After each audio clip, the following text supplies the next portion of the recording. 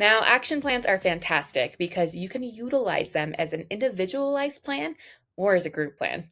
Now, an individualized plan would be something for like employee onboarding or certification, where really the goal is that every single task inside that action plan is completed by one person.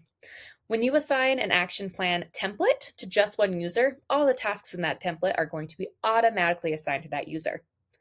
Now, on the flip side, action plans can be utilized as a group, which means that any project where you're collaborating with other people can be used inside an action plan.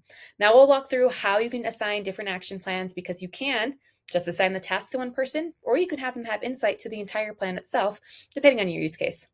And even more, since SuperGrid is actually based at the user level, you can do cross portal action plans, which is very crucial if you're ever doing things like using multiple vendors to onboard, having different people that are involved in different aspects, but you need to hide maybe HIPAA compliance or SEC compliance, et cetera, et cetera.